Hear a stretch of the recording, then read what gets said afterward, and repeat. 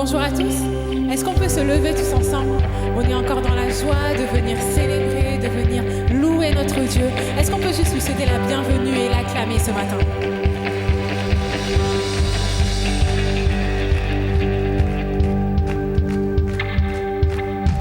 Super, on continue comme ça.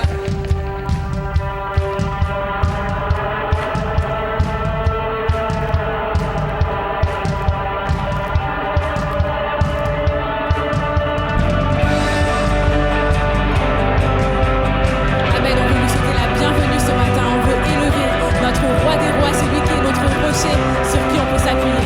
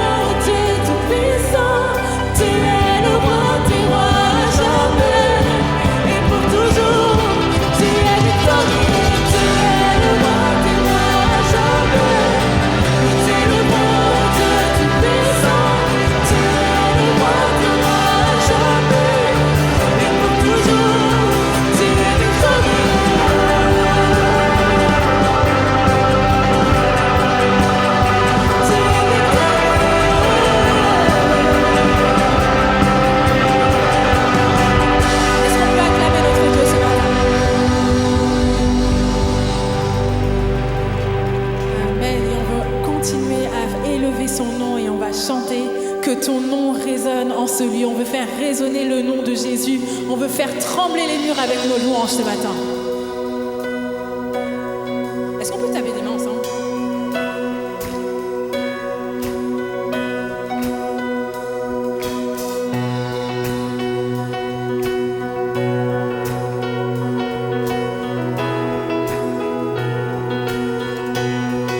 Et on chante ensemble. Que ton nom résonne en ce lieu. Que ton nom résonne en ce lieu. Que ton nom résonne en ce lieu. Jésus, que ton nom résonne en ce lieu. Amen, déclare-le ce matin, avec espoir. Que ton nom résonne en ce lieu. Que ton nom résonne en ce lieu. Que ton nom résonne. Que ton nom résonne en ce lieu. Jésus, que ton... Comme une prière, on déclare que les murs tremblent. Que les murs tremblent au son de nos louanges. Alors que nos voix s'unissent à celles des anges. Réponds sur nous ton esprit, ta puissance. Oh Jésus, que ton nom résonne en ce lieu. Que ton nom résonne en ce lieu. Que ton nom résonne. Que ton nom résonne en ce lieu. Faisons résonner son nom ce matin. Que ton nom résonne en ce lieu. Jésus, que ton nom résonne en ce lieu. Que ton nom résonne. Que ton nom résonne en ce lieu. Que ton nom résonne en ce lieu. Que son nom résonne en ce lieu. Que son nom résonne en ce lieu. On le déclare sur notre cœur. Et Jésus, que ton nom résonne en ce lieu. Que les murs tremblent au son de nos louanges. Alors que nos voix s'unissent à celles des anges. Répands sur nous ton esprit, ta puissance.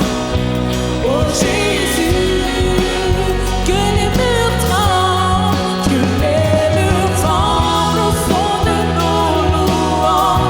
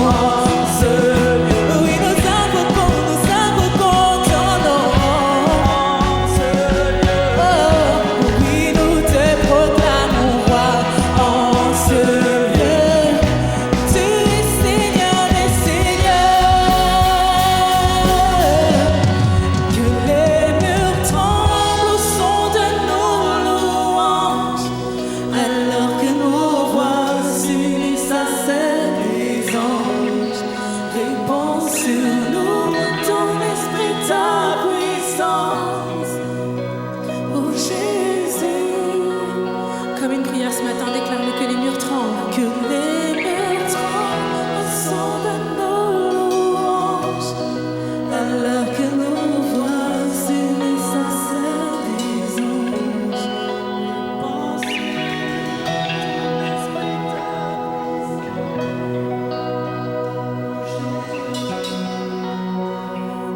Amen. Ce matin, on veut unir nos voix à celle des anges et on veut élever le nom de Jésus, le nom qui est au-dessus de tout, le nom qui a été souverainement élevé pour qu'on puisse le louer ce matin, qui s'est donné pour nous. Église Espoir, est-ce que tu peux faire élever ta louange? Est-ce que tu peux faire élever ta louange ce matin plus haut que les murs de cette église? Est-ce que tu peux faire élever son nom plus haut que ceux qui te tracassent ce matin, plus haut que la maladie, plus haut que la peur? Déclare-le ce matin. Élève son nom ce matin avec tes mots.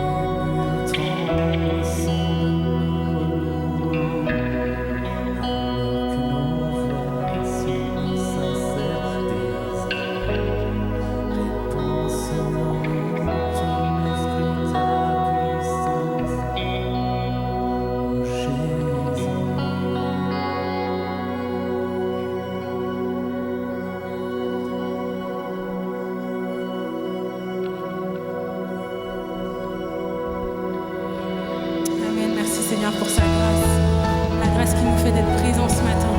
Et on veut déclarer qu'en lui seul est notre espérance, qu'il est notre rocher sur lequel je peux m'appuyer, quoi qu'il arrive, il est toujours là. Et on veut juste continuer d'élever son nom ce matin.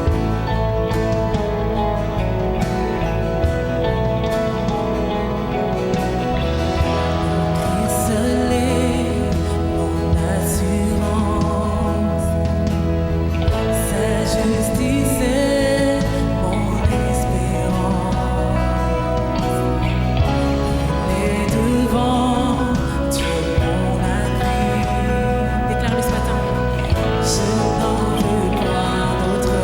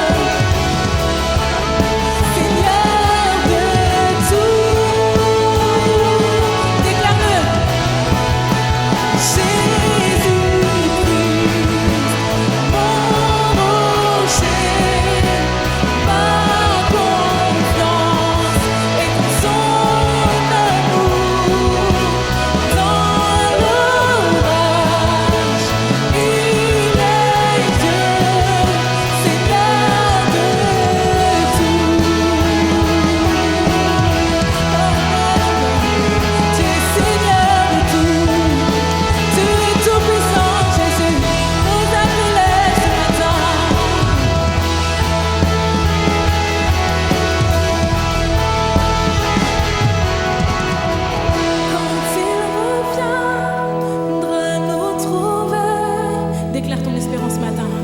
En lui pour toute éternité,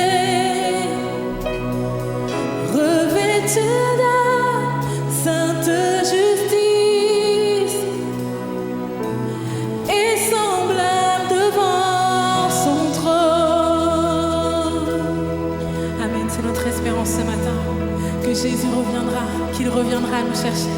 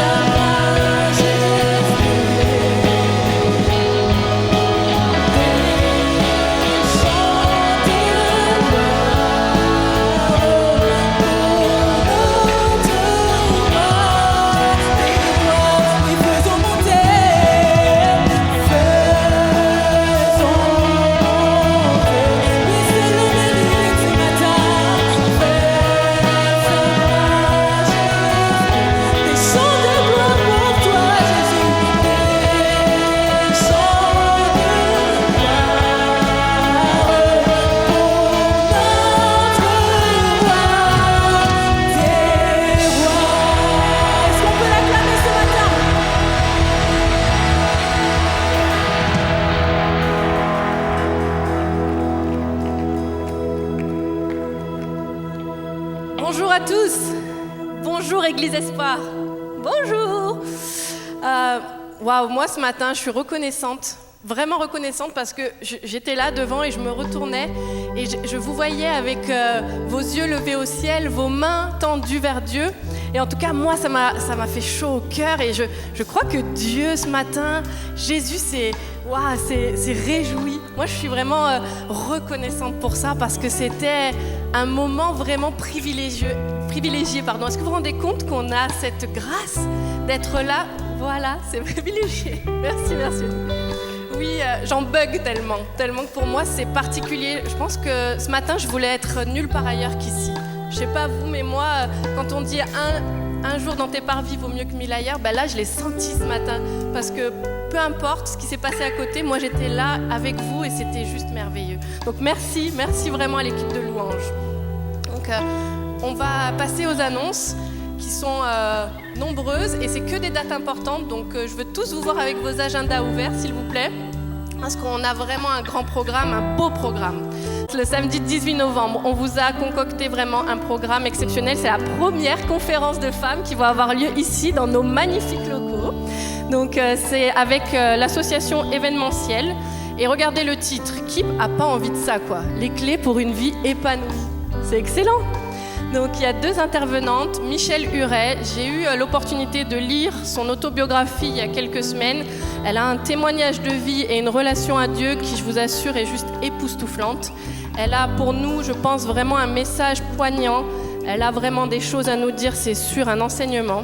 Ensuite, Florence Culti interviendra l'après-midi. Elle est coach sportive, elle est passionnée de nutrition, de bien-être, mais surtout elle est passionnée de Jésus.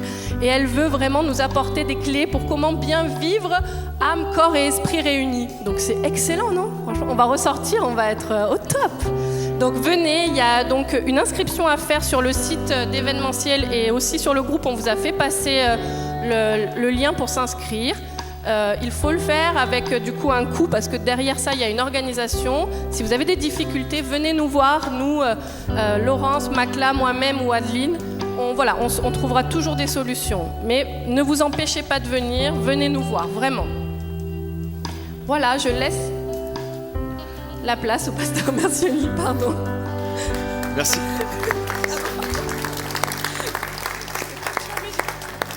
J'ai perturbé Sylvana parce que j'étais là, elle s'attendait à ce que je sois là et j'étais là-bas. Bonjour à tous. J'aimerais qu'on prenne un moment, si vous le voulez bien, pour Dédé. Je sais pas où il est. Ah bah tu vois, t'as fait la même. Peut-être tu peux prendre le micro.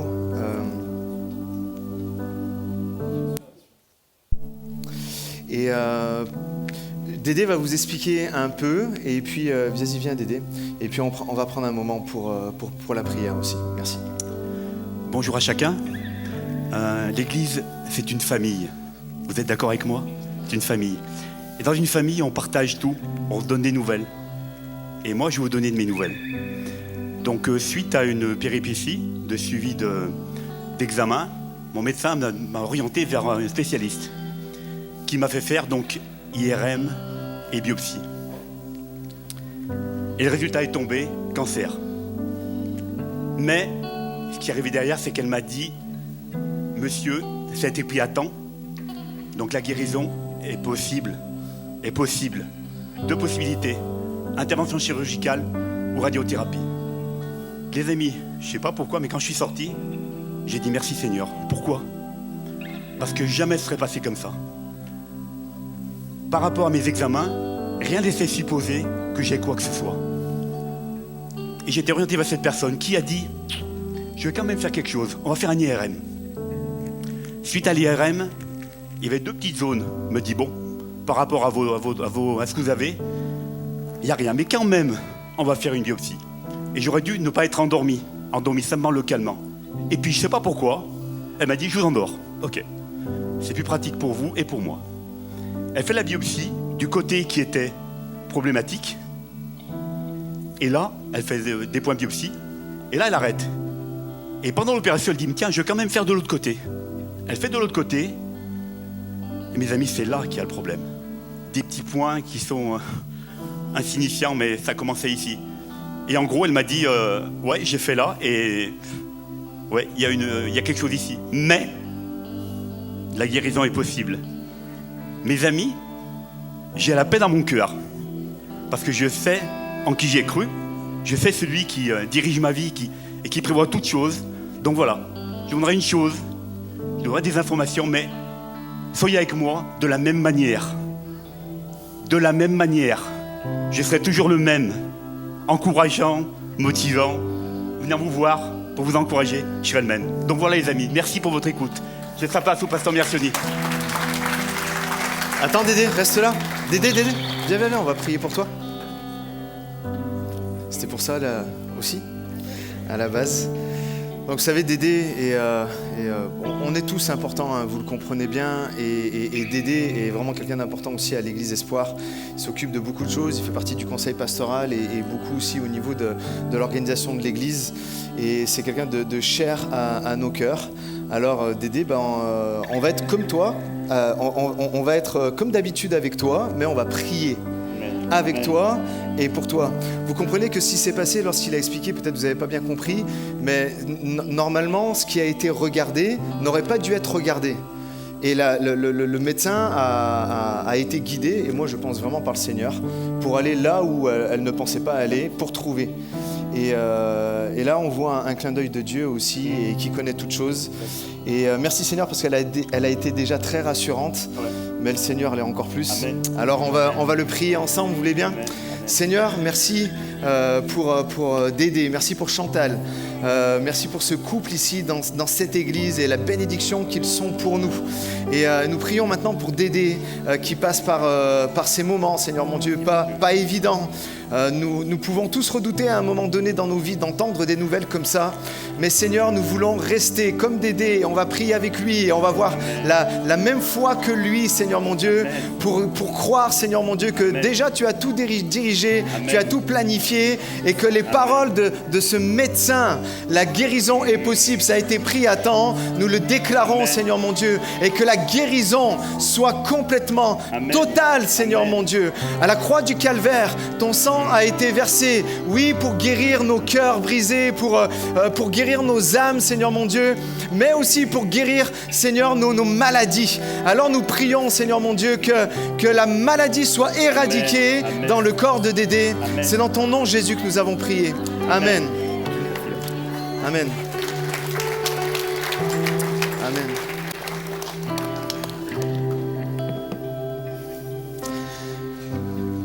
Merci beaucoup à l'équipe des musiciens aussi pour ce moment de louange. Vous avez été bénis par le moment de louange. J'aimerais qu'on puisse vraiment les encourager et les remercier.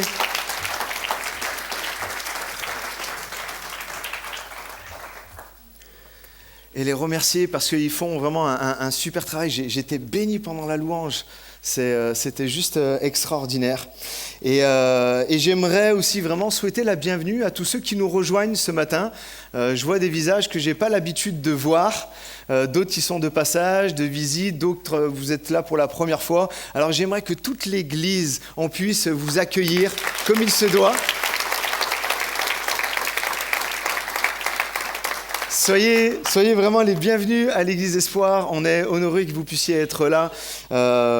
C'est pour nous une joie et c'est pour moi ce matin une joie, un privilège de pouvoir apporter la parole de Dieu, ce que Dieu a mis sur mon cœur pour vous, pour l'Église.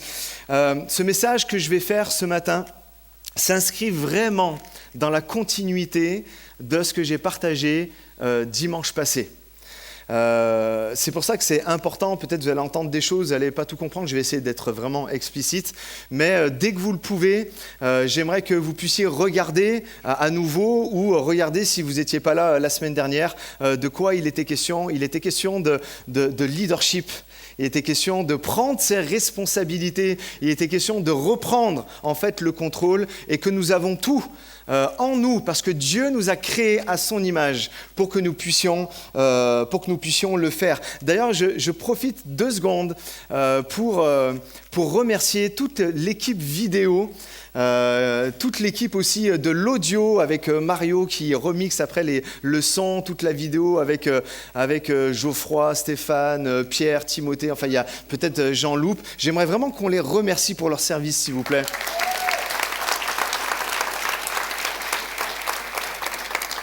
Vraiment, merci beaucoup à eux. Et puis, on essaye de grandir en qualité semaine après semaine. Et ils sont à fond pour ça. Alors, merci beaucoup, les gars. Donc, ce message s'inscrit dans la continuité de ce qui a été apporté la semaine passée. J'ai conscience que le message que je vais apporter peut être un message dangereux. Vous ne savez pas pourquoi je dis ça? Ça peut être un message dangereux parce que je prie après un message comme ça d'avoir la capacité après de bien gérer ce qui peut se produire après. Vous allez comprendre après, d'avoir vraiment la sagesse suite à un message comme ça. Donc, nous le savons, c'est ce qu'on a vu la semaine dernière, nous avons été créés pour être des leaders. Et si nous avons été créés pour ça, ça veut dire que nous possédons tout en nous pour le faire. Parce que Dieu nous a créés avec ça, avec ce potentiel, avec la capacité, avec les aptitudes pour être les leaders que nous sommes appelés à être. Nous ne pouvons donner en fait que ce que nous avons. Vous avez déjà entendu ça? On ne peut pas donner ce qu'on n'a pas. Et nous pouvons donner que ce que nous avons. Et ça, nous l'avons. Nous avons cette capacité-là, eh bien, de pouvoir reprendre le contrôle. C'est quelque chose de beau. Remarquez bibliquement. La semaine dernière, on parlait, donc, on s'était arrêté sur le livre de la Genèse, donc on parlait de la création. Et ce qui est beau, c'est que Dieu crée la terre, l'univers, le ciel, les oiseaux, la mer. Il y a un beau chant avant qui illustrait ça, c'était magnifique. Et avec en point d'orgue, en point culminant, quoi? L'homme. L'homme et la femme. Hein. Quand on dit l'homme, c'est l'humanité, d'accord? On se comprend. Non, on ne sait jamais s'il y a des féministes et tout. Et aujourd'hui, il faut faire attention. Et en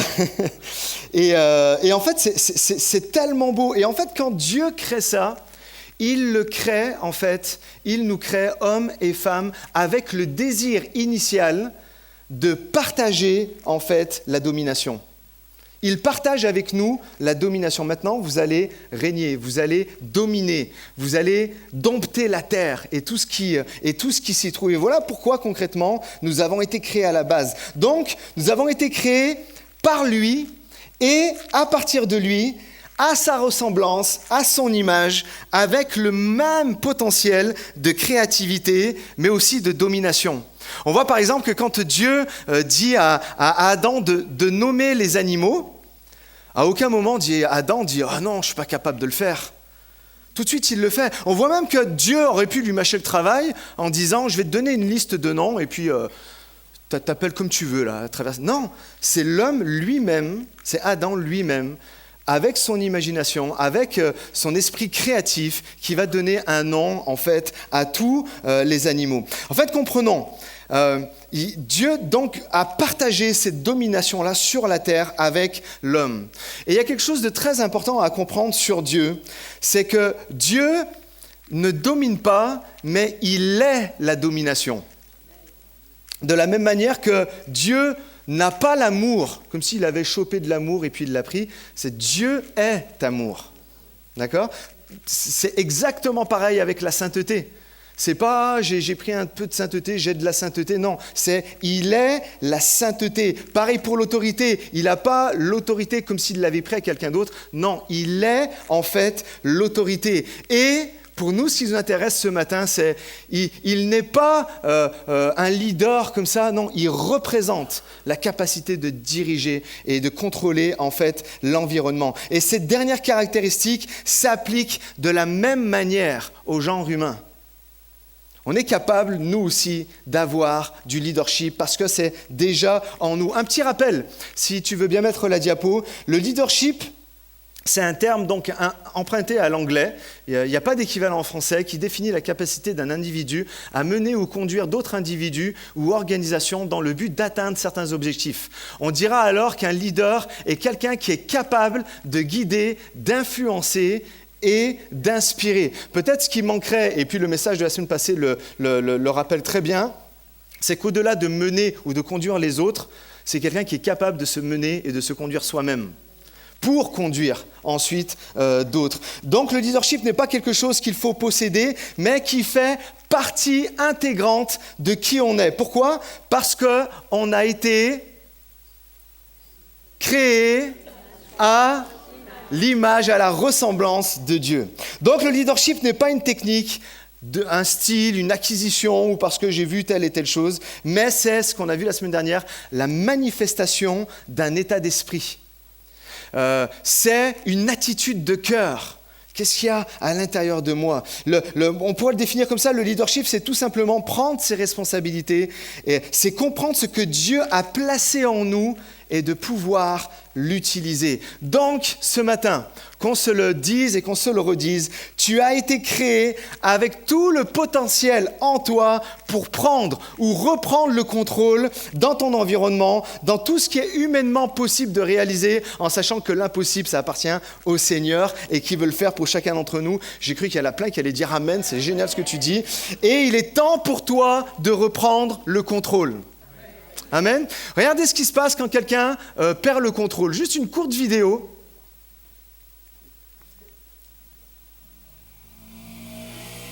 Ça va parler à quelques-uns.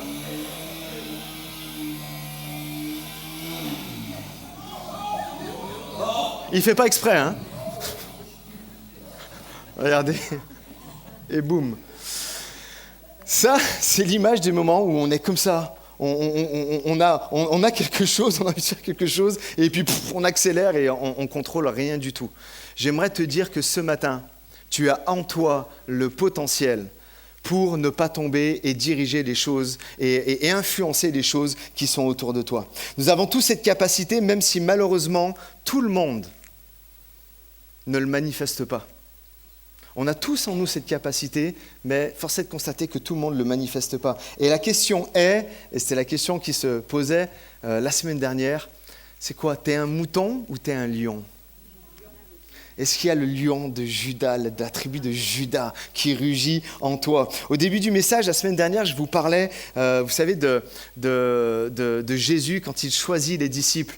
Et puis là, je regarde en ce moment la série The Chosen, qui est juste excellente. Et j'ai été interpellé lorsque Jésus, quand on voit les images, c'est un peu plus parlant. En fait, quand Jésus appelle Pierre et il lui dit « Maintenant, tu ne seras plus un pêcheur de poissons, je t'appelle à être un pêcheur d'hommes. Et je vais te montrer comment. » En fait, il ne les appelle pas simplement pour qu'ils soient sauvés. Non, une des raisons principales, et Jésus le dit à Pierre, « Je vais t'apprendre comment pêcher les hommes. Je vais t'apprendre. » Et c'est ça qui est important, à découvrir qui tu es. Je vais t'apprendre les clés du royaume pour que, qu'à tes yeux, pas qu'à tes yeux tu aies une belle vie, mais pour que tu accomplisses ce pourquoi tu es fait.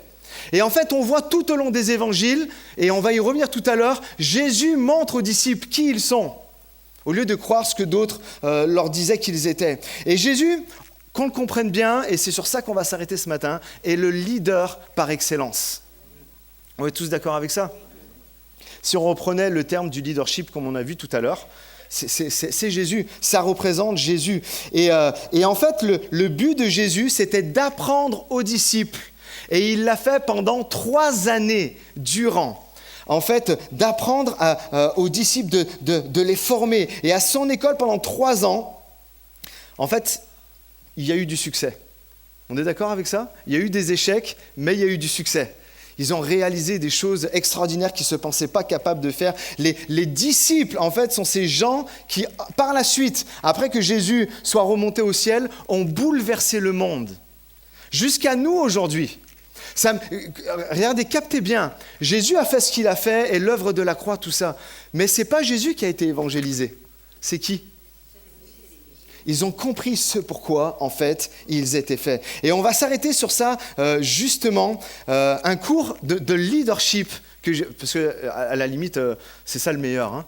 Le meilleur des leaders, c'est vers lui qu'on veut aller, c'est vers lui qu'on veut être, en fait, enseigné. Et il donne le secret en matière de leadership. Tu veux reprendre le contrôle, tu veux accomplir de belles et de grandes choses, tu veux que ta vie ait un sens.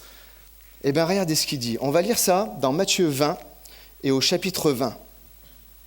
Alors, la mère des fils de Zébédée, donc c'est la mère de Jean et de Jacques, s'approcha de Jésus avec ses fils et se prosterna pour lui faire une demande. Il lui dit, « Que veux-tu » Ordonne, lui dit-elle, enfin, que veux-tu ? J'ai été un peu sexe dans mon que veux-tu. Peut-être qu'il n'a pas dit comme ça. Hein. Qu'est-ce que tu veux ? On ne sait pas son prénom, la femme de Zébédée.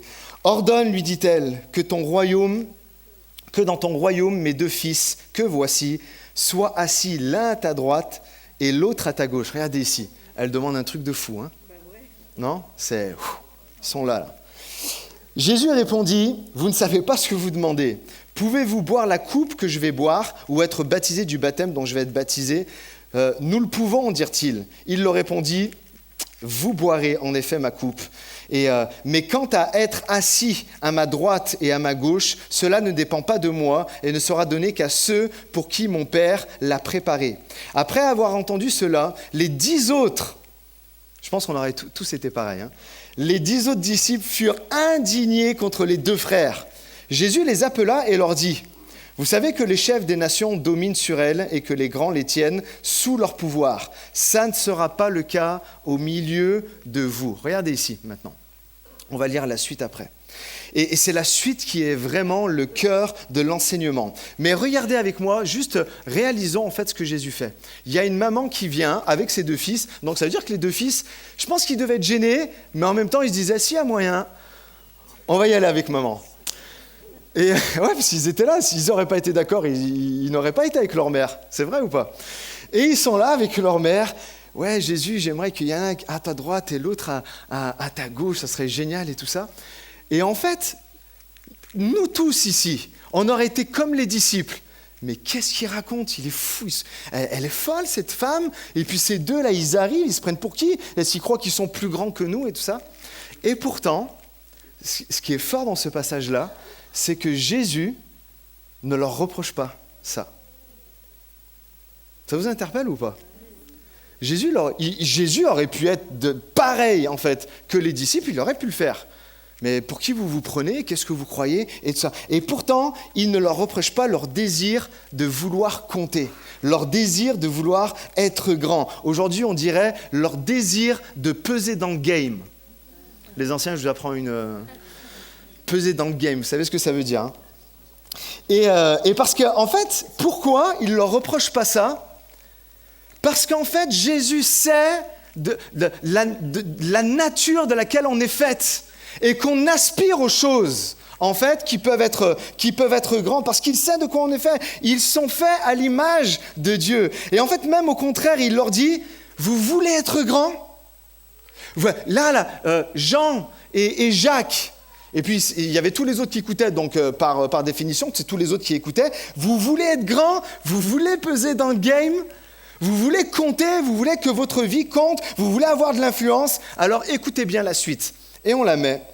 Mais si quelqu'un veut être grand parmi vous, et il ne le reproche pas, il sera votre serviteur. Et si quelqu'un veut être le premier parmi vous, qu'il soit votre esclave. C'est ainsi que le Fils de l'homme, et là, il parle de lui, et il donne l'exemple, et il le prouve jusqu'à la croix. C'est ainsi que le Fils de l'homme est venu, non pour être servi, mais pour servir et donner sa vie en rançon pour beaucoup. Et on peut dire amen à ce passage-là. Parce que le Seigneur, c'est ce qu'il a fait. Ah, il y a un petit chanteur là. Et écoutez, ce passage de l'Évangile, en fait, contient certainement la plus grande clé de comment être un leader. La plus grande clé de c'est quoi un leader, un vrai. Il dit que celui qui veut être grand doit devenir le serviteur de tous. Celui qui aspire à des grandes choses doit être serviteur de tous. Donc, que nous comprenons ici ce que Jésus dit, et ça s'affiche, le secret de la grandeur consiste à servir tout le monde. Le secret de la grandeur dans le royaume de Dieu consiste à servir tout le monde. En fait, si on prend la vue d'ensemble de tout ce que nous avons partagé, même avec la semaine dernière, et maintenant de ce que Jésus dit, c'est pour devenir le leader que nous sommes censés devenir, découvrir notre don, découvrir notre mission et les mettre au service des autres. Pas à mon propre service pour ma propre satisfaction, Mais si tu veux aller sur le chemin de la grandeur, tu dois le mettre au service des autres. Ne cherchez pas la grandeur, mais cherchez à mettre votre don au service des autres. Et là, vous allez devenir un leader qui va vivre de grandes choses. Comment peut dire amen à ça? Jésus leur enseigne que le véritable leadership est le fait de devenir une personne de valeur, d'accord, mais pour l'intérêt des autres, pas pour son propre intérêt. En fait, diriger son environnement, exercer son leadership, c'est quoi? C'est se découvrir soi-même. C'est vraiment se découvrir soi-même et se mettre au service des autres avec cette compréhension que le vrai leadership ne se mesure pas au nombre de personnes qui nous suivent, qui nous servent, mais au nombre de personnes qu'on arrive à servir. Vous voyez la différence avec la mentalité du monde. Le chemin, les amis, le plus court pour être un véritable leader et de rentrer dans tout ce que Dieu a prévu d'avance pour nous, c'est de se mettre au service des autres.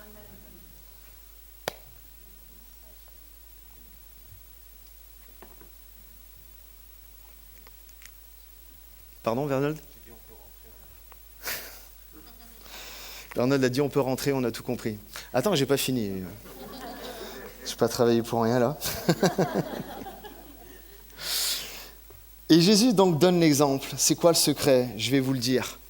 Moi qui suis le Messie, moi qui suis Dieu, moi qui guéris les gens, moi qui marche sur l'eau, moi qui ressuscite les morts, écoutez bien. Je peux mettre la diapo, il donne le chemin. Le Fils de l'homme est venu non pour être servi, mais pour servir et donner sa vie en rançon pour beaucoup. Jésus, en fait, ce qui est beau et pourquoi tellement d'impact, Jésus connaissait sa mission, qui il était, pourquoi il est venu sur terre. Il leur dit, et à nous ce matin, il nous dit, c'est comme ça qu'on devient grand. C'est comme ça qu'on va sur le chemin de la grandeur, c'est en prenant ses responsabilités. C'est pas en restant assis tranquillement sur une chaise, en attendant que les choses elles se passent. C'est pas en restant assis tranquillement sur mon canapé alors que ma famille est en train de partir en vrille. C'est pas, vous comprenez toutes ces choses-là? C'est en prenant ses responsabilités et être appelé à ce que Dieu veut. Et la question est, et ça s'affiche pour vous, en quoi je peux être utile pour les autres? Et la question est, voilà, en quoi je peux être utile pour les autres? Trouvez ce que vous êtes censé faire et faites-le pour les autres. C'est Jésus qui enseigne ça et c'est vraiment le cœur, un des piliers en fait de l'enseignement de Jésus. Alors l'application, ça serait quelque chose de tout simple hein, pour vous donner des clés, pour vous dire ouais, on a envie de faire des choses et tout ça, mais comment s'y prendre? Si tu peux mettre la diapo d'après, comment trouver ça? Pose-toi les questions. En quoi suis-je fort naturellement? Naturellement, on a tous des choses. Regardez ici avant de regarder. Enlève la diapo, s'il te plaît. En fait, bien souvent, on est là et puis on se dit « Ouais, mais lui, il est prédicateur, elle chante super bien, lui, il joue tellement bien de la batterie, et puis telle personne, elle a un tel sens pour pouvoir accueillir les gens, et une autre personne, ah, mais t'as vu au niveau de l'organisation, moi, j'ai rien. » Non, on a tous quelque chose. D'accord? Il y a eu 3 amens. Alors, tourne-toi vers ton voisin et dis-lui, tu as reçu quelque chose de la part de Dieu. Libère-le, s'il te plaît. Libère-le.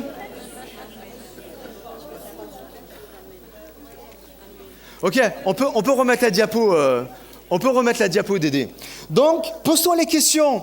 En quoi suis-je fort naturellement? C'est quoi les domaines où je passe énormément de temps et je ne vois pas le temps passer? Ça, c'est un vrai indicateur de ce qui vous anime et de ce que vous pourrez mettre au service, en fait, des autres. Vous voyez, il n'y a pas besoin d'aller dire et de regarder les autres qui sont dans la lumière. Non, tous, en fait. On est là, comme je disais la semaine dernière, ceux qui contrôlent leur vie, leur environnement, ce n'est pas simplement ceux qui sont à des postes importants, mais la maman qui se lève tôt, la personne qui a des handicaps et qui pourtant se lève et va faire des choses, vous comprenez? C'est ça, avoir du leadership. Donc, c'est quoi mes talents? C'est quoi mes goûts? C'est quoi ma passion? C'est quoi les dons que j'ai reçus? Et attention, je mets je vous en avais déjà parlé, mais je mets un petit astérix. Attention, ta passion, c'est pas ton don. Parce que si la passion, c'était ton don, on serait 60 millions de joueurs de foot. Enfin, la moitié, 30 millions, parce que les femmes, moins. Comprenez ? Et ouais, parce que des moments, il y a une différence entre la passion et le don. Mais quand même, la passion est un indicateur. Est vraiment un indicateur de ce qui t'anime. Qu'est-ce qu'il y a à l'intérieur de toi que tu pourrais mettre au service des autres, au service de ta famille, au service de ton église. Je fais un beau sourire là. Amen. T'as vu, il ne fallait pas rentrer, Bernard. J'ai plein de choses à dire encore. En gros, trouve ton domaine et mets-le au service des autres. Essaye de comprendre. Certains attendent. Ayez cette compréhension. Certains attendent une chose que vous seuls, vous êtes en mesure de donner. Est-ce que vous allez louper ça ? Est-ce que vous allez louper ça ? Et le leadership, en fait, c'est quoi ? Si tu veux bien mettre la diapo, c'est devenir soi-même pour le bien des autres. Qu'enfin tu deviennes toi-même. Qu'enfin tu lâches les masques et puis que tu y vas, tu deviens toi-même. Ce n'était pas une chose mauvaise. C'était vraiment pas une chose mauvaise, en fait, que la mère de Jacques et de Jean, en fait, a demandé. Comprenons.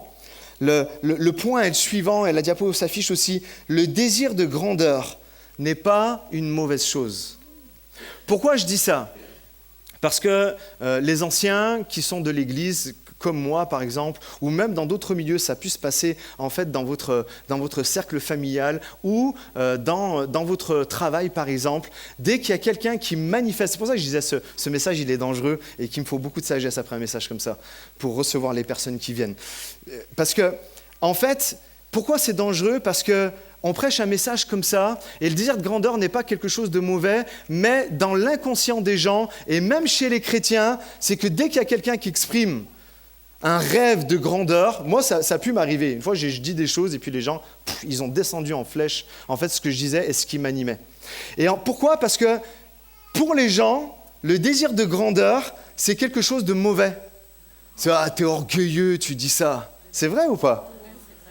Ça vous est déjà arrivé, vous, de dire, de partager quelque chose et puis que les gens vous disent « tu rêves », mais ça vous est arrivé aussi à vous de juger quelqu'un. Moi, ça m'est arrivé, je pense que ça arrive à tout le monde, qui partage un rêve et vous l'avez descendu en flèche en disant « mais tu rêves, en fait, mon petit gars ». Mais le désir de grandeur n'est pas une mauvaise chose. Pourquoi ? Parce que c'est dans notre patrimoine génétique. Parce que Dieu nous a créés comme ça. Comprenez ? Oui ? Vous êtes avec moi ? Ok ? Une des plus grandes motivations que l'humanité peut avoir, c'est justement de pouvoir accomplir quelque chose de grand. C'est vraiment ça. Et qui, à la finalité, va rendre toute la gloire à Dieu. Ce qu'il a déposé en nous, ce qu'on va être capable de faire, ce qu'on va mettre en place, et l'aboutissement qu'il va avoir, et puis les fruits qu'il va avoir, oui, nous, ça nous apporte une satisfaction, parce que nous avons accompli ce pourquoi nous étions censés être, mais ça donne toute la gloire au Créateur qui a créé ça et qui a déposé ça en nous. Amen. Alors, regardez ce qu'on voit. C'est fou, hein ? Jésus, quand il est en train de former ses disciples, comme je disais tout à l'heure, qu'est-ce qu'il fait ? Pour qu'on comprenne tous, hein, d'accord ? Parce que peut-être il y en a, ils sont encore sceptiques. Quand Jésus est là, il prend les disciples, pendant 3 ans, il les enseigne et tout ça, il va leur donner quelque chose d'hallucinant. Il va leur donner le pouvoir d'accomplir des choses d'une grandeur absolue. Guérir les malades, libérer les gens, chasser les démons. Et quand ils reviennent de leur mission, on va le lire, ils sont tout joyeux. Pourquoi ils sont joyeux ?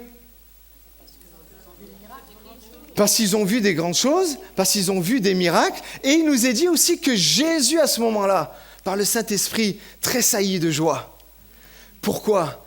Parce qu'il voyait en fait ses enfants accomplir ce pourquoi ils étaient censés faire et accomplir. Comprenez ? Regardez, Luc 10. Après cela, le Seigneur désigna encore 70 autres disciples. Et il les envoya 2 à 2 devant lui dans toutes les villes et dans tous les lieux où lui-même devait aller. Il leur dit, la moisson est grande, mais il y a peu d'ouvriers. Il y a peu d'ouvriers. Priez donc le maître de la moisson d'envoyer des ouvriers dans sa moisson. Verset 17, donc ils y vont, ils partent et tout ça, d'accord ? Verset 17, les 70 revinrent avec joie, disant, « Seigneur, les démons même nous sont soumis en ton nom. » Jésus leur dit, qu'est-ce que c'est beau ? Je voyais Satan tomber du ciel comme un éclair. Voici, je vous ai donné le pouvoir de marcher sur les serpents et les scorpions et sur toutes les puissances, la puissance de l'ennemi. Et rien, dites-le avec moi, ne pourra vous nuire. Cependant, ne vous réjouissez pas de ce que les esprits vous sont soumis, mais réjouissez-vous de ce que vos noms sont inscrits, en fait, dans les cieux. En ce moment même, Jésus tressaillit de joie par le Saint-Esprit. Enfin, ils sont rentrés dans ce pourquoi ils ont été faits.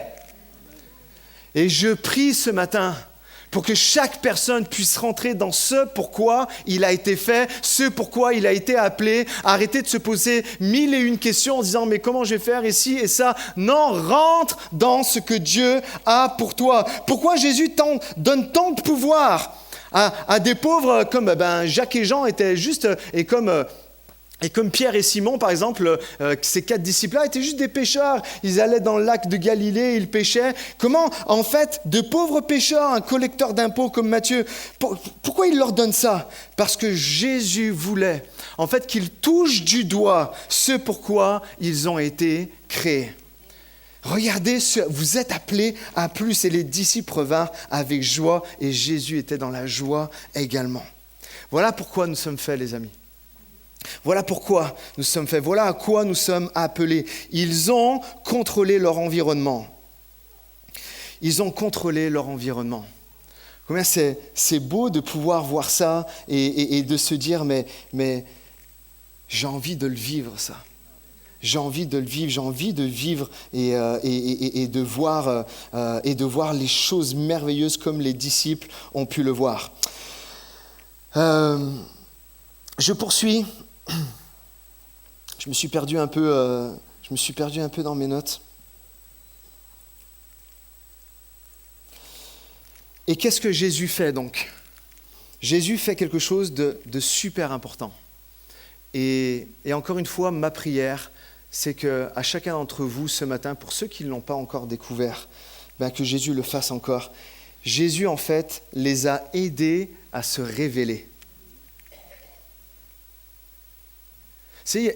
Vous avez déjà capté, en fait, ces personnes-là qui sont dans un environnement, puis sont ternes, puis ça ne marche pas, et puis on ne prête même pas attention à eux. Puis les mêmes personnes, vous les changez d'environnement, justement dans un endroit qu'ils aiment, qu'ils kiffent, ils disent « c'est génial », et puis d'un coup, révélation, je ne connaissais pas cette personne en fait. Et Jésus, en fait, veut nous guider sur ce chemin-là pour que vous vous révéliez à vous-même. En fait, qu'est-ce qu'a fait Jésus pendant ces 3 ans ? Il les a présentés à eux-mêmes. C'est ça qu'il a fait. Il les a en fait présentés à eux-mêmes. Et tel que Dieu pensait quand il les a créés. Et c'est vraiment un des thèmes récurrents dans l'enseignement de Jésus vis-à-vis des apôtres. En fait, comprenez, par exemple, Jésus marche sur l'eau. Qu'est-ce qu'il va faire ?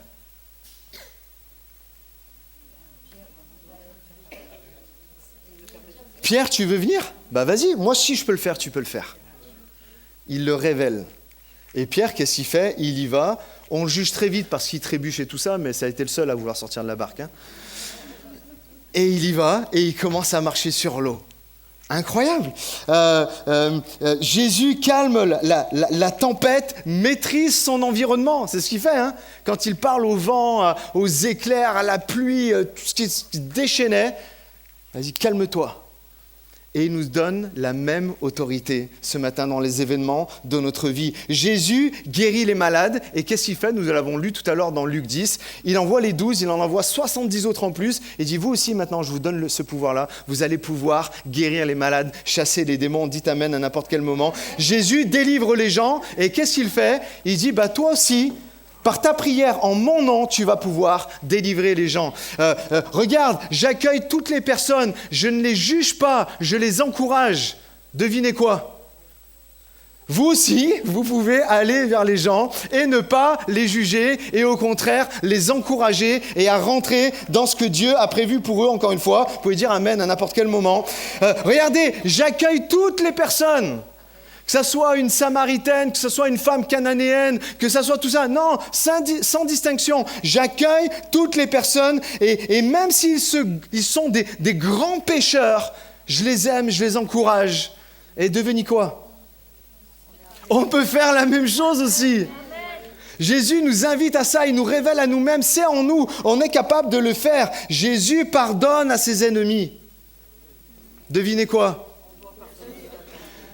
C'est pas on doit, c'est on a en nous, il faut juste laisser le Saint-Esprit s'exprimer à travers nous pour manifester ce pourquoi on a été créé. Et on est capable de le faire. Pourquoi ? Parce que c'est en toi. Tu as été créé pour ça, tu as été créé à son image. Comprenez cette vérité vraiment fondamentale. Tout ce que Dieu te demande, il y a pourvu déjà. Il y a pourvu déjà. Te demande de marcher sur l'eau, tu as la capacité de le faire. Te demande de pardonner, tu as la capacité, en fait, de le faire. Vous savez, j'ai déjà entendu, vous savez, cette expression, et même j'en ai été servi pour prêcher une fois, vous savez, c'est une sorte de punchline. Dieu ne choisit pas ceux qui sont qualifiés, mais il qualifie ceux qu'il appelle. Vous avez déjà entendu ça ? Ben moi, je crois, à la lumière en fait de ces messages, la semaine dernière et aujourd'hui, que nous sommes déjà tous qualifiés. Amen. Il y a ceux qui ne sont pas qualifiés, puis ceux qui sont qualifiés, ou ceux qui ne sont pas qualifiés, mais que Dieu va qualifier. Non, moi je crois que déjà, tous ici, nous sommes qualifiés. C'est bon ça, hein ? Oui. On est qualifiés pour la finale et déjà on l'a gagné. Amen. Je prie juste maintenant que le Saint-Esprit, vous révèle à vous-même. Vous révèle à vous-même. Regardez ce que dit Éphésiens 2, et je vais inviter les musiciens à venir. Je ne sais pas si Dany est là. En réalité, c'est lui qui nous a fait. Nous avons été créés en Jésus-Christ pour des œuvres bonnes que Dieu a préparées d'avance afin que nous les pratiquions. On va le relire ensemble. Regardez pas ce qui se passe derrière. Regardez en haut. C'est toujours mieux de regarder en haut. En réalité, c'est lui qui... Dites-le avec moi. C'est lui qui nous a fait. C'est lui qui nous a créés à sa ressemblance, à son image. Nous avons été créés en Jésus-Christ pour des œuvres bonnes que Dieu a préparées. C'est déjà fait. Et on a déjà la possibilité de le faire. C'est en nous d'avance afin que nous les pratiquions. Amen. Et là, vous vous dites, mais qu'est-ce que c'est que ça ? C'est un miroir. Ouh, tu vois, tu as une petite mèche de travers, là.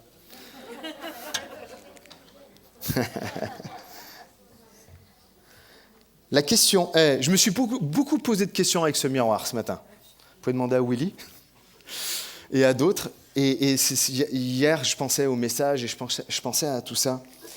Et l'idée, c'est quoi ? C'est que j'aimerais vous faire passer un à un. Donc on va le faire, vous avez du temps ? J'aimerais vous faire passer un à un devant et vous dire qu'est-ce que vous voyez ?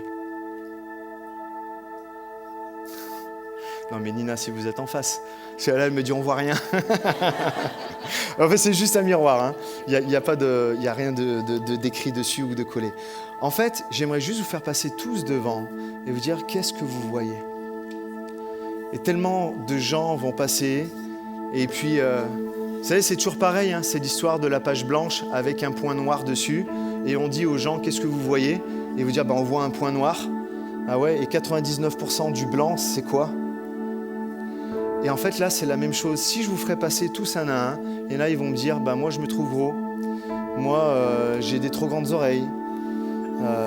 Moi, je suis pas habillé comme je voudrais parce que j'ai pas les moyens, ou je sais pas. Toutes sortes de choses. Mais maintenant, j'aimerais vous reposer une autre question. Et c'est cette question-là qui est importante. Si tu es devant ce miroir et Jésus se tient à côté de toi et il te dit « Qu'est-ce que tu vois ?» Et j'en suis sûr qu'à aucun moment, vous allez vous dire « je suis trop gros, je suis trop petit, je suis trop grand, je suis trop maigre, j'ai pas des belles dents, etc. » Parce que Jésus va se tenir à côté et croyez-moi, il est là en ce moment même. Vous sentez sa présence. Il va vous dire « qu'est-ce que tu vois ?» Et en fait, là, qu'est-ce que vous allez sortir? Par exemple, Sylvana, il y a Jésus qui est là. Qu'est-ce que tu vois? Tu vois une enfant de Dieu. Amen. Qu'est-ce que tu vois? Je leur ai rien dit, je l'ai fait comme ça à l'improvisation. La créature la plus merveilleuse. Waouh. Amen. Qu'est-ce que tu vois, Lolo? Créature merveilleuse aussi.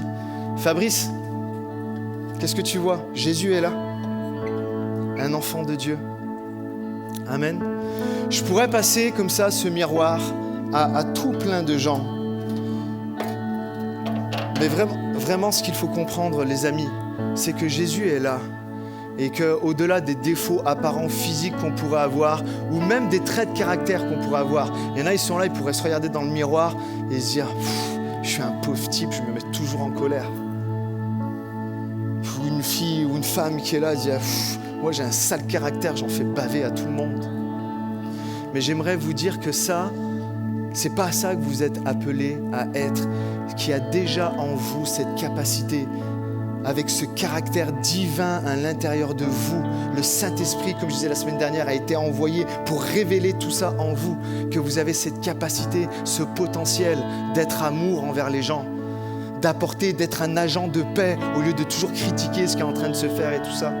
Mais d'arriver à apporter la paix. Jésus vous dirait tout ça s'il était, oui, tu es une créature merveilleuse et il n'y a pas de souci avec ça, mais oui, nous sommes des pécheurs aussi, il pourrait le dire, mais oui, je vous ai sauvés par grâce, mais oui, je vous ai envoyé le Saint-Esprit, mais oui, vous avez la capacité d'aimer, vous avez la capacité de pardonner, vous avez la capacité de rentrer sur un chemin de grandeur et d'accomplir des choses telles que moi je les ai accomplies pour que le maximum de personnes puissent être sauvées.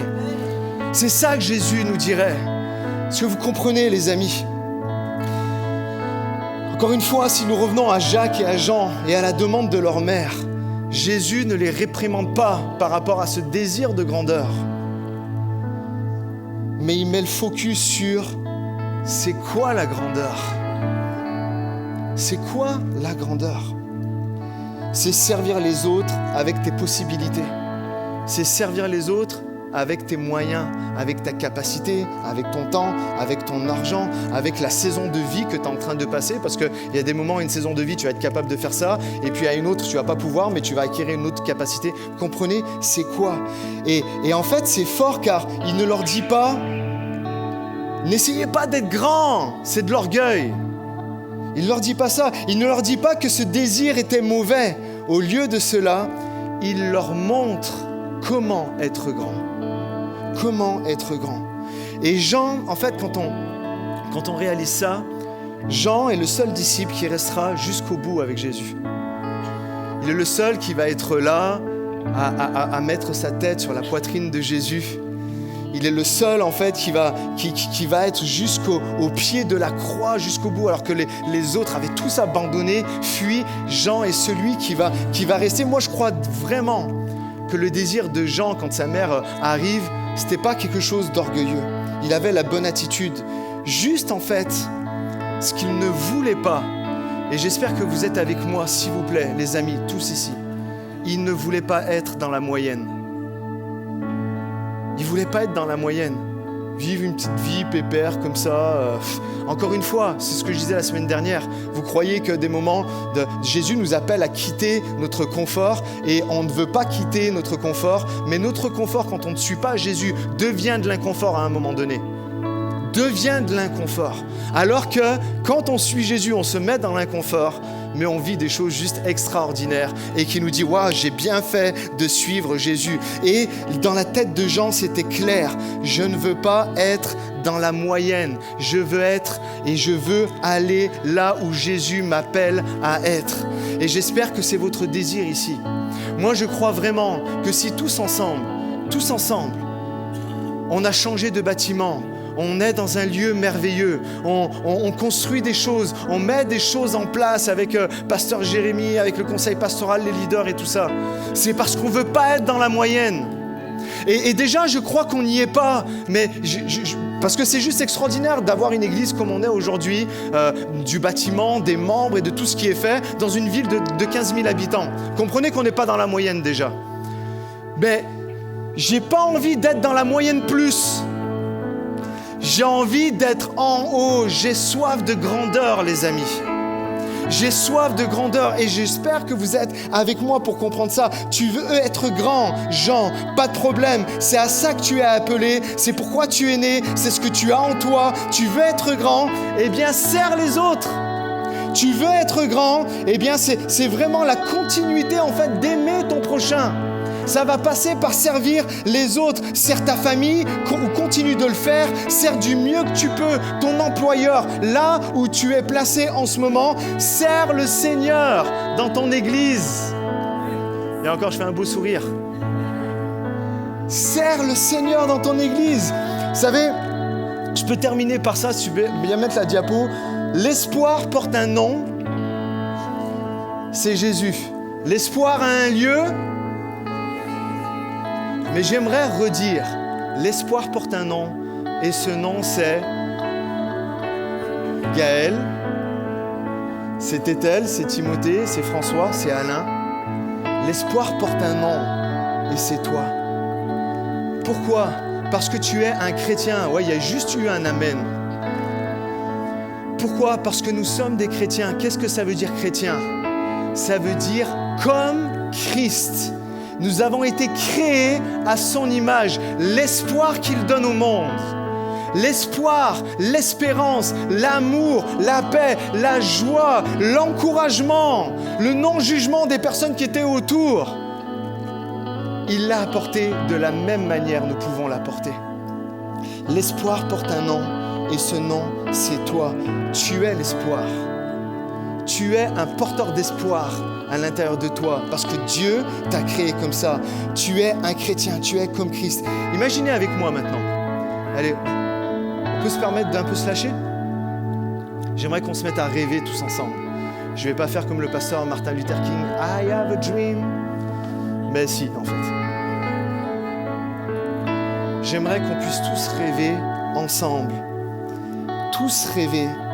Imaginez avec moi en tant que pasteur de l'église. Je rêve de grandeur, comme je disais tout à l'heure. Et puis pour pas que des personnes détournent ce que je veux dire, je parle pas de la folie des grandeurs, mais je parle de la grandeur d'âme. Vous l'avez tous compris, j'espère. Je parle de la grandeur d'âme, la grandeur pour le service. Je sers le Seigneur et je pousse à l'excellence tout ce que je suis en train de faire, même si personne n'a le regard sur moi, même si je ne suis pas dans la lumière, je me mets à fond dans ce que le Seigneur en fait m'a confié. Je rêve de grandeur, je rêve d'une église où chacun prend ses responsabilités et ne laisse pas aux autres faire ce que toi tu es capable de faire. En tant que pasteur, et vous, j'espère, en tant que chrétien qui aimez autant que moi l'Église, vous pensez ça aussi ? Je rêve de grandeur, je rêve d'une Église où chacun prend ses responsabilités, voit un besoin et y répond. Je rêve d'une Église où tout le monde comprend que le chemin de la grandeur passe par servir les autres, par servir. Tu veux être grand ? Pas de problème. Tu as été créé pour ça. Mais c'est quoi le chemin de la grandeur ? Sers les autres. Sers ta famille. Sers ton église. Sers ton environnement là où tu es. Je suis tellement vraiment touché par nos leaders à l'église. Je vais en citer 3, mais je pourrais en citer plein. Et on peut parler par exemple de Paola. Paola qui est au fond là-bas. On peut parler d'elle. Excuse-moi, je ne l'ai pas prévenu. Hein. Mais Paola, écoutez bien s'il vous plaît. Depuis le 5 février où nous sommes arrivés là, et tous les cultes qu'on a pu faire, d'accord ? 2 fois, elle a pu s'asseoir dans l'auditoire tranquille. Non, pas amen. Ouais, pardon, excuse-moi. 2 fois, elle a pu s'asseoir parmi toutes les dizaines de dimanches qu'il y a eu. 2 fois seulement, elle a pu s'asseoir. Je peux parler à Sonia, qui est là? Sonia, qui est la leader au niveau de la pouponnière, de la nurserie. Un dimanche sur 2, elle est en bas, elle est en train, et même quand elle ne sert pas, elle vient quand même s'assurer de tout. Et elle est là, ultra prise. Je peux parler de Tétel, qui est là, qui s'occupe, qui est notre responsable au niveau des kids, et qui est sans arrêt, c'est bien, je vous ai tous les 3 là, mais qui est sans arrêt en train de jongler, et qui est-ce que je peux mettre parce qu'il manque du monde, et tout ça, et tout ça. Est-ce que vous comprenez là où je veux en venir? Je suis juste là pour vous dire ce matin, on a besoin de vous. On a besoin de vous, on a besoin que les gens se réveillent, on a besoin de comprendre que l'Église, on ne la construit pas toute seule, mais on la construit en fait sur le sacrifice de tous.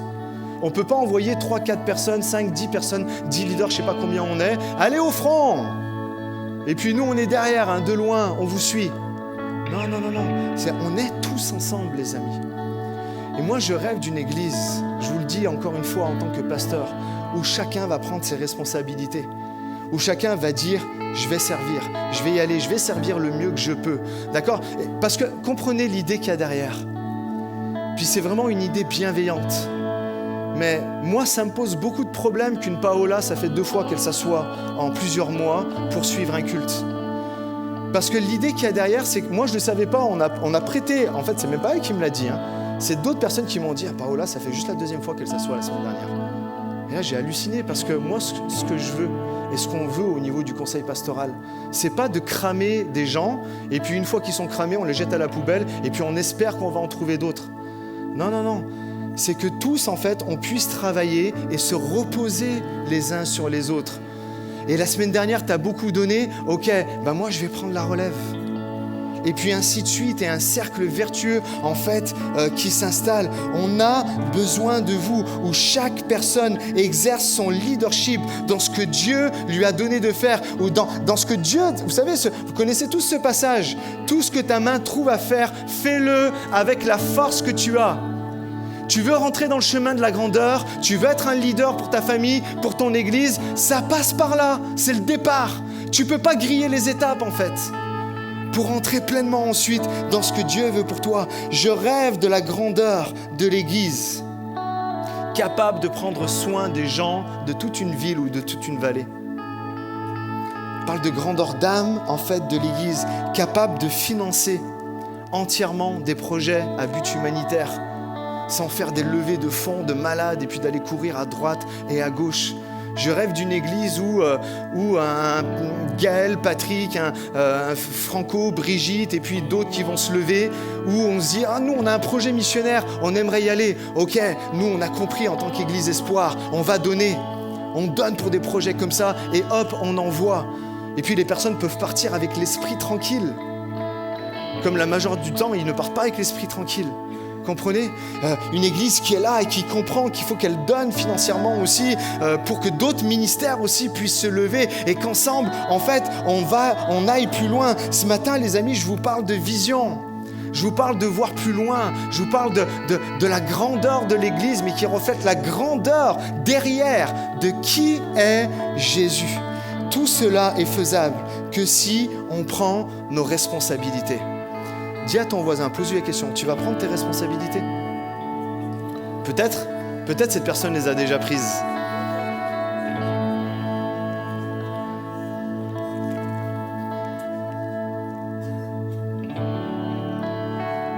Rêvez avec moi de grandeur, s'il vous plaît. Allez, on fait un petit exercice. Quelle heure il est? Rêvez avec moi un peu de grandeur. Qu'est-ce qu'on pourrait faire?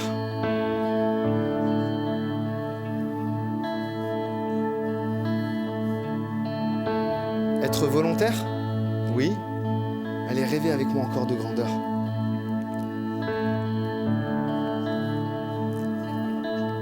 Servir avec joie? Je suis sûr qu'on peut faire plus grand encore. Parle plus fort. Créer une équipe pour aller à l'extérieur. Ah, là, ça commence à prendre forme. Allez, rêvez avec moi, les amis. Qu'est-ce qu'on pourrait faire encore?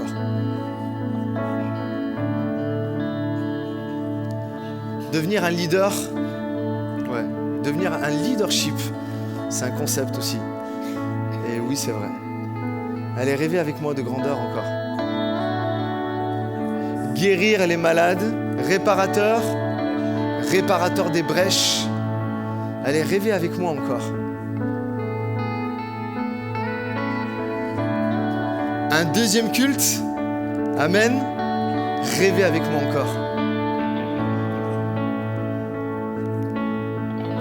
Une église qui se forme, amen. Rêvez avec moi encore. Des animations dans les quartiers. Ce qu'est en train de faire Tétel, ça commence à être mis en place. Rêvez avec moi encore, les amis. Qu'est-ce qu'il y a d'autre? Levez des ministères. Amen. Amen. Allez, rêvez encore une fois. Pardon? Que les personnes puissent aller rendre visite aux personnes qui ne peuvent pas se déplacer et venir à l'église. Amen. Vous savez, tout cela, ça passe par nous. Vous ne pouvez pas compter sur le pasteur pour faire tout ça, même si on est 2 aujourd'hui, même si on est bien entouré et tout ça. Mais ça passe par nous, ça passe en ce que chacun, en fait, va prendre. Ouais, Laurent? Un hôpital spirituel. Amen. Ça passe par de la relation d'aide et tout ça. Ouais, je rêve de ça, de pouvoir embaucher des gens pour faire ça. Ça, c'est un grand rêve. Ouais, Cathy? Un soutien scolaire pour les enfants en difficulté. Amen. Amen. Parlez plus fort, sinon j'entends pas. De l'entraide, ouais. Il y a déjà quelque chose qui est mis en place à ce niveau-là, mais c'est clair qu'on pourrait largement étoffer ça. Amen.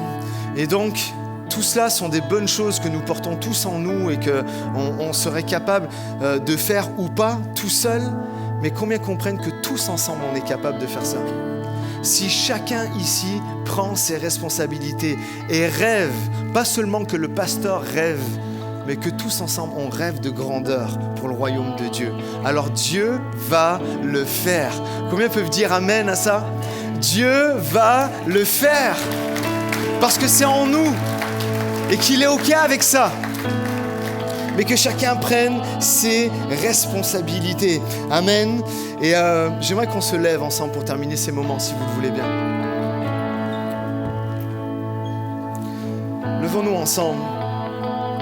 Vraiment, commencez peut-être à ouvrir les mains. Commencez à ouvrir les mains. Et puis dire, Seigneur, je te donne tout. Je te donne ma vie. Voilà, peut-être je me suis endormi sur mes lauriers par rapport au service pour toi.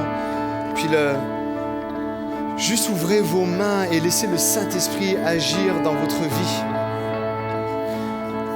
Dans très peu de temps, on reviendra vers vous avec des besoins au niveau de l'Église. Et on espère que s'il y a des personnes qui ne font rien à l'Église puissent se lever et puis aller et faire. Juste mettons-nous à disposition du Seigneur. On veut rêver grand pour l'œuvre de Dieu. Et peut-être tu portes en toi un projet dans ton cœur. Et le Seigneur, avec un message comme ça, c'est pour ça que je disais ce message peut être dangereux. Et à moi d'avoir toute la sagesse aussi, et le discernement, et d'avoir les bons conseils. Mais que vraiment ce rêve qui est en toi puisse commencer à prendre forme. Que le Seigneur t'équipe, que le Seigneur te montre sa volonté, que le Seigneur te montre le temps. Mais juste ce que le Seigneur veut, c'est tout simplement, mets-toi à disposition. Je parle aussi peut-être à toutes les personnes qui sont là et puis qui servent et puis qui a comme une lassitude qui est là en se disant je vais abandonner, ou peut-être des personnes qui étaient dans un service et qui ont abandonné sans vraiment faire gaffe en fait à ce que le fait qu'ils arrêtent, ça mette en galère plein d'autres gens qui sont derrière. Juste dire Seigneur, je veux me remettre à ta disposition. J'ai été créé pour quelque chose. Il y en a, vous savez, ils cherchent toute leur vie ce pourquoi ils sont faits, et des moments où nous trouvons des gens qui savent pourquoi ils sont faits et ils ne le font pas. Seigneur mon Dieu, ce matin, je te prie pour que tous tous ensemble, nous puissions rentrer dans les plans que tu as préparés d'avance pour nous. Nous avons été créés par toi, en toi, à ta ressemblance, à ton image. Et ce matin, Seigneur, nous voulons tout te donner.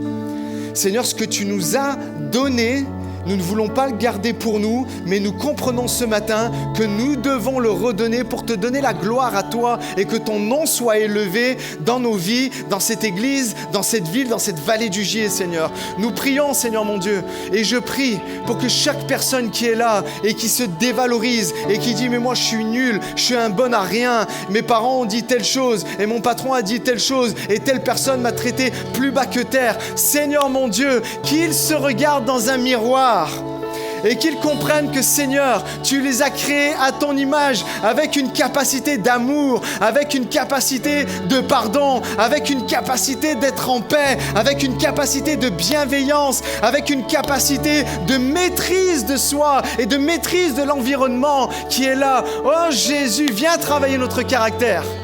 Viens travailler notre caractère, Esprit de Dieu. Je prie pour cette église, Seigneur, afin que tous ensemble, on rentre dans les plans que tu as préparés. Je prie, Seigneur mon Dieu, pour que tous ensemble, on rêve de grandeur. On commence à toucher du doigt ce que tu as pour nous, Seigneur, mais nous voulons aller plus loin. Nous voulons répondre à ton appel. Nous voulons répondre à ton appel. Nous voulons que cette église et chacun d'entre nous, nous voulons porter ton nom. L'espoir a un nom et c'est chacun d'entre nous, là où tu nous as placés, que nous puissions parler de toi, que ce que tu as fait pour nous puisse être reflété à travers, au-delà de nos paroles, mais nos gestes, nos actions, de comment on agit, afin, Seigneur mon Dieu, que le plus grand nombre soit sauvé, parce que c'est ton rêve, Seigneur. On ne veut pas l'oublier, c'est ton rêve. Tu veux que tous les hommes soient sauvés et parviennent à la connaissance de qui tu es et de ton amour, Seigneur. Alors Jésus, nous nous mettons à ta disposition. Prends tout, Seigneur. Tout ce que nous sommes, nous te le donnons, Seigneur. Amen. J'aimerais qu'on prie, et puis c'est vraiment une prière. Ce chant, on va chanter ce chant, je te donne tout. Tout ce que j'ai, tout ce que je suis, prends mon âme, prends mon cœur, tout ce que j'ai, Seigneur mon Dieu, je te le donne. Chantons tout notre cœur.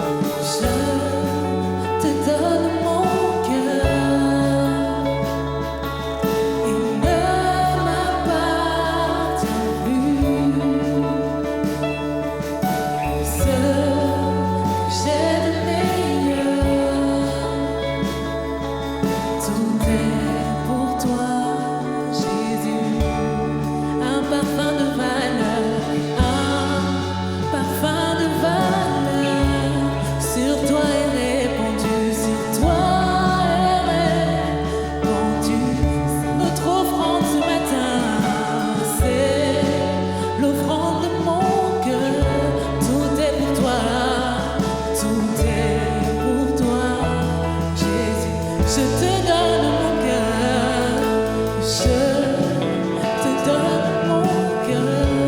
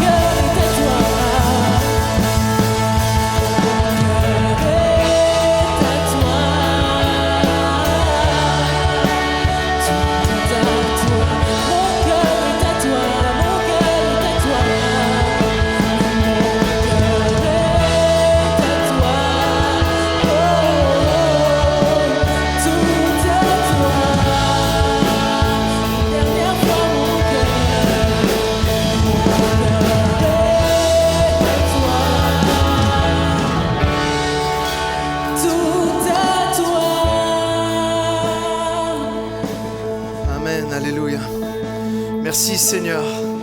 Nos cœurs sont tout entiers à toi, disposés à toi. Seigneur, nous comprenons, Seigneur, ce que ta parole nous dit, ce que tu as voulu enseigner pendant 3 années à tes disciples, Seigneur. On rêve de grandeur, on rêve d'y arriver dans nos familles, on rêve d'y arriver dans nos travails, on rêve d'y arriver à l'église. Mais Seigneur mon Dieu, tu nous as montré le chemin, tu veux être grand. Alors sers les autres, sers. Ce que ta main trouve à faire, fais-le. Et nous comprenons cela. Et je te prie, Seigneur, encore une fois, pour que chaque personne ici dans ce lieu rentre pleinement dans ce qu'ils sont appelés à être et à faire, de ce que déjà tu as déposé en eux. Avant qu'ils ne naissent, déjà tu nous connaissais et tu savais qu'on allait être là aujourd'hui. Et les décisions qui vont être prises aujourd'hui, les convictions qui vont être prises aujourd'hui, qui sont prises même en ce moment-là, et tout ce qui va en découler. Merci de bénir chacun. Merci d'orienter chacun dans le service qu'il doit faire, dans ce qu'il doit être. Seigneur mon Dieu, à toi soit toute la gloire, Jésus. Prends tout, Seigneur. Nous te donnons tout. Toute l'Église Espoir, on te donne tout ce matin.